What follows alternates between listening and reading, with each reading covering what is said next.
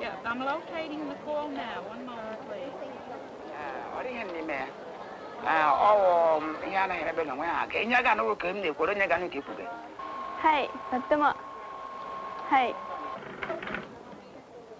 Hello हाँ समझ हो रहा है ना अच्छा पहले रिंग रोड पर आ जाएं इसी लिस्ट ना पास की मर्जी रचना दी तू मैं Hello, sir. Would you please have Mr. Cole call operator 230 in New York? Hello, Buenos Aires.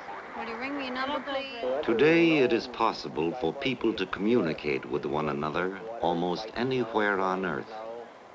Worldwide communication is helping to make a better world by bringing to man increased knowledge and understanding. The air is filled with messages and images, ideas and information, transcending all the old barriers that used to separate people from one another.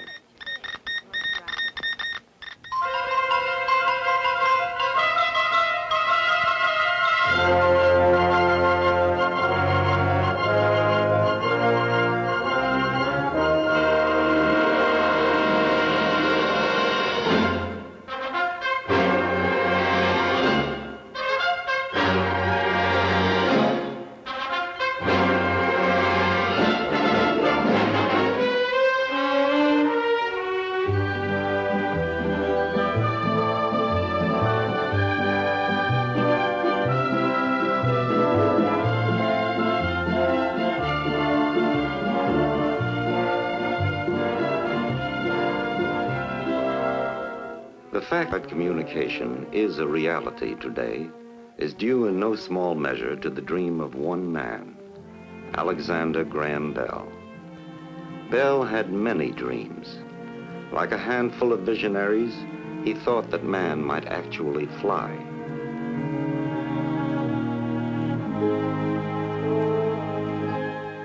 Getting off the ground at first took the form of huge kites. The biggest of all, called Cygnet, was towed to sea for a good breeze and actually carried a man aloft. Then came the Bell planes, which took to the air a few years after the Wright brothers. Sometimes the ideas began as models, like this little hydrofoil boat. The big boat that resulted clocked over 70 miles an hour, way back in 1919. Not bad for a dreamer. But Bell's greatest invention, dated 1876, was the telephone. Pondering the revolution in communication that he and others had started, Bell foresaw a day when it would be worldwide, reaching beyond the geographical barriers that separated people. And he felt that when that day came, communications would help to bring about a better understanding among people everywhere. The day is here, but what of Bell's dream? What is the value of communications to the people of the world? That value has been long in the making.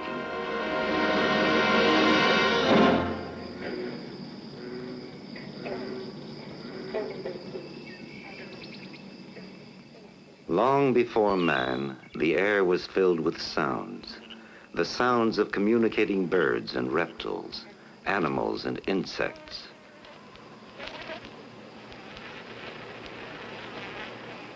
There were sounds for calling and coaching the young, and serenades for mating time. To these earthly inhabitants, the ability to communicate was a matter of life and death.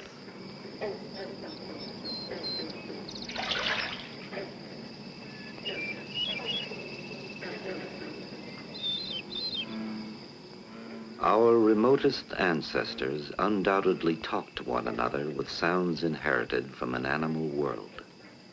But gradually a wonderful new dimension was added, a dimension of thought and ideas and memory, and a desire to express things, who we are and what we did. Human communication became something unique, making possible society and civilization. And what a thing that was.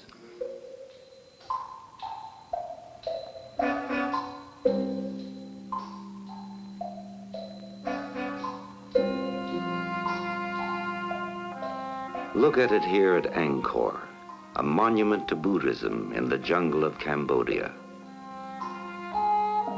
Angkor is dead. The people are gone. The temples deserted. But it is not mute.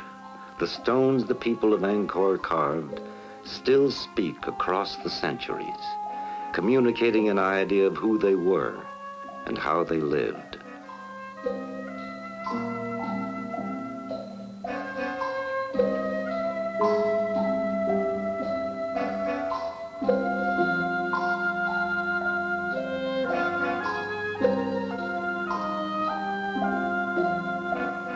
Faces in the jungle, part of a priceless human heritage.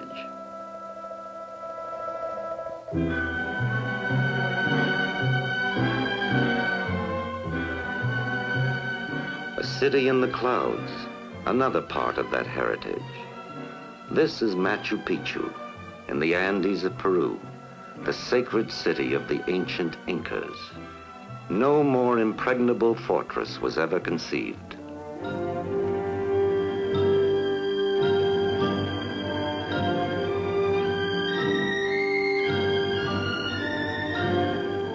So carefully fitted with the stones of Machu Picchu that they stand intact today as they stood centuries ago.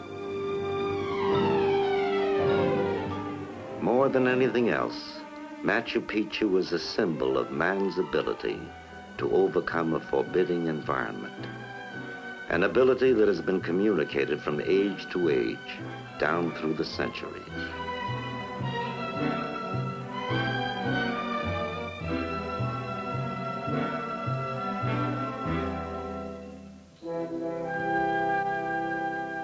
Pyramids in the desert, and in the tombs beneath them, the treasures of 4,000 years of Egyptian civilization.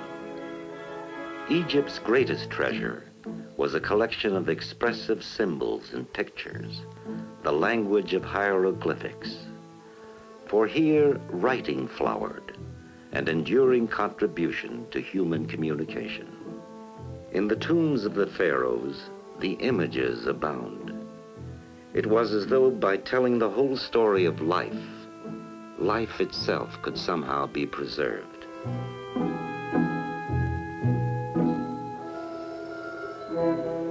The story they told formed an enduring chronicle of this remarkable civilization, even though centuries ago its last days ended.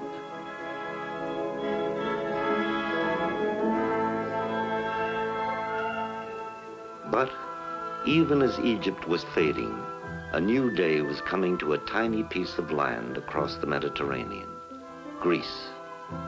The Acropolis at Athens, the enduring monuments of Pericles.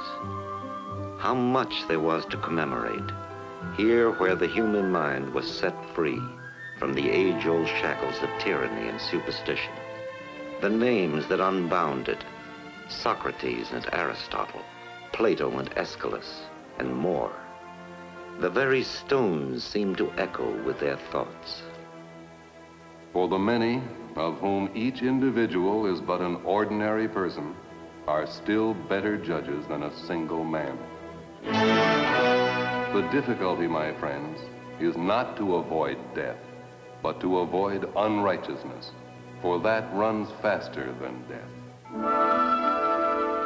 Athens was and is an idea, a heritage of mind even more than marble. After Athens, man was free, free for pilgrimages of the human mind that would seek out new meanings for life and new forms to communicate those meanings.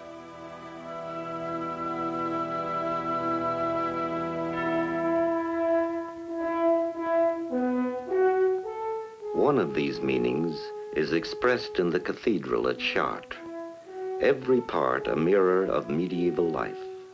And above the parts, one idea stands out, an idea of love and devotion. Inside the cathedral, the idea continues in the most beautiful stained glass the world has ever seen.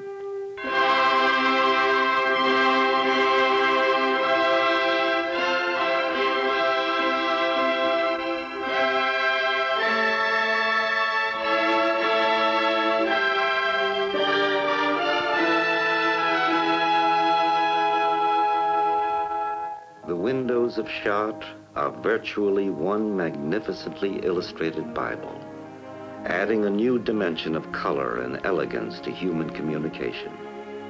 To express these things, the people of the village of Chartres labored devotedly to erect the majestic spires that rise beyond a wheat field in France. Everywhere in the world, here in Guatemala, for instance, stand monuments that testify to the abiding desire of human beings to communicate.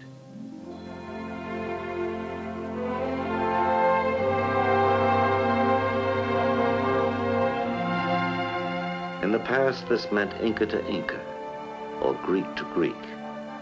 But now, communication is worldwide. Thus, as people probe the past, deciphering its language and its meaning, all the knowledge and wisdom of previous civilizations can become available to everyone. Now that communications envelop the earth, the vast knowledge of the present can also belong to all men. It can, but it doesn't yet, as a look around the world reveals.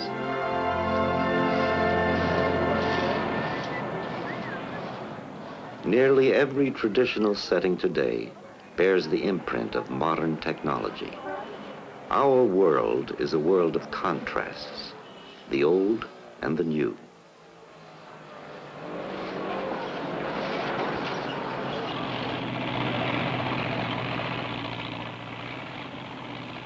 The symbols of a new world are everywhere, from New York to Hong Kong.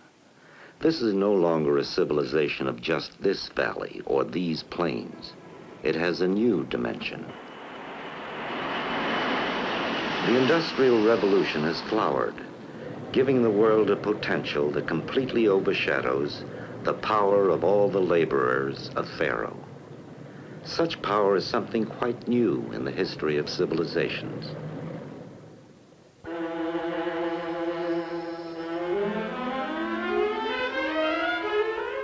Discoveries by scientists everywhere are changing our civilization almost daily. Because of science, it is now literally possible to make the ancient desert bloom, so that every human being on Earth can have a decent life. This is quite possibly the most important fact and the most important problem of our time.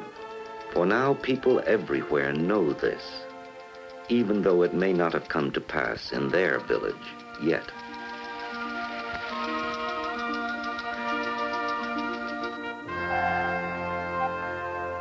Because of science, it is today possible to explore the sunless depths of the sea.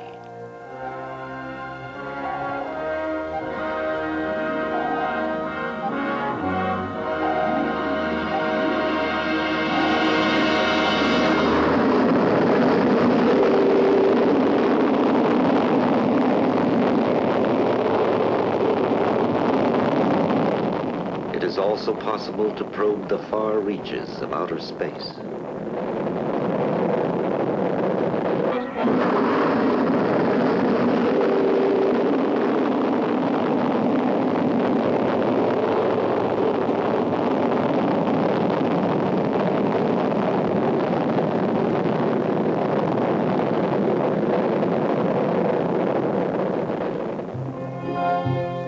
New discoveries in communication occur continually by scientists like